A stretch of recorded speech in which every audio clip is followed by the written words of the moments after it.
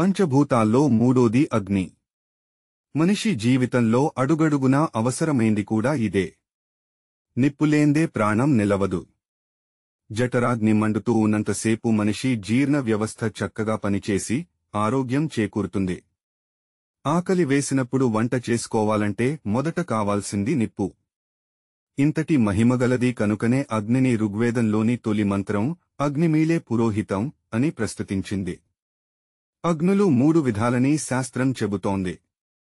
వీటినే త్రేతాగ్నులు అంటారు. ఇందులో మొదటిది గార్హస్థ్యాగ్ని, అంటే గృహస్థులు తమ ఇంటి అవసరాల కోసం వాడేది. రెండోది ఆహవనీయాగ్ని, అంటే హోమాదులలో యజ్ఞకుండంలో హవిస్సుల రూపంలో దేవతలకు సమర్పించేది. మూడోది దక్షిణాగ్ని, మనిషి మరణానంతరం చితిని కాల్చేటప్పుడు వాడే అగ్ని.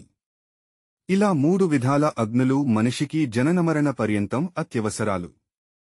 దేవతలకు అగ్నిముఖులని పేరు. వారికి ఏది సమర్పించాలన్నా హోమాదుల ద్వారానే సమర్పించాలి. నేరుగా వచ్చి ఏ దేవతా దేన్ని స్వీకరించదు.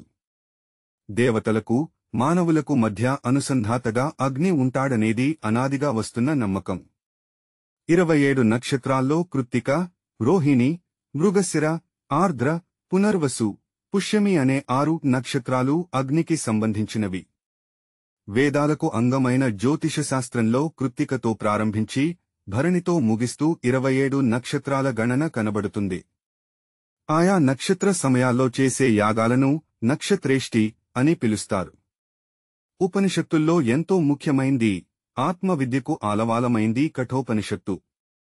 ఇందులో నచికేతుడు యమధర్మరాజును కోరిన వరం తనకు అగ్నివిద్యను గూర్చి తెలియజేయమనే. అష్టాదశ పురాణాల్లో ఒకటి అగ్నిపురాణం. ఇది అగ్నిదేవుడికి సంబంధించిన అనేక మహిమలను ప్రకటించింది. కాళిదాసు రచించిన అభిజ్ఞాన శాకుంతలంలో ఒకచోట తపోవనాలన్నీ పైకి ఎంతో ప్రశాంతంగా కనబడుతున్నా వాటిలో మునుల తపశ్శక్తి అనే అగ్ని దాగి ఉందని, దాన్ని ఎవరైనా ముట్టుకోవడానికి ప్రయత్నిస్తే కాల్చివేస్తుందని అంటాడు.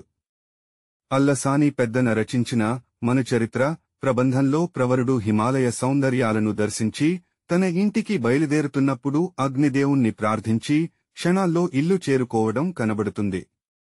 అందరికీ అగ్ని ఆరాధ్య దేవత. దేవాలయాలకు వెళ్లినప్పుడు భగవంతుడికి ఇచ్చే హారతిలో అగ్ని కీలకం. నిప్పు లేనిదే పొగ రాదు అనేది ఒక సామెత. నిప్పులు చెరిగే ప్రచండ సూర్యుడిలో నిరంతర విస్ఫోటనాలతో విస్తరించే నక్షత్రాల్లో ఉండేది అగ్ని. అది లేకుంటే విశ్వం అంతా చల్లబడి మంచుతో గడ్డకట్టుకునిపోతుంది.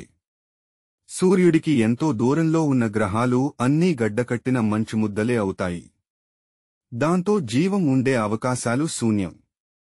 అందుకే అగ్నిని ఎంతో పవిత్రంగా భావించి ఆరాధించాలని సంప్రదాయం చెబుతోంది. అగ్నితోనే జీవం, అగ్నితోనే చైతన్యం అనేది సత్యం. ఈ వీడియోను చూసినందుకు ధన్యవాదములు. ఈ వీడియో మీకు నచ్చినట్లయితే దయచేసి లైక్, షేర్ మరియు సబ్స్క్రైబ్ చేయండి.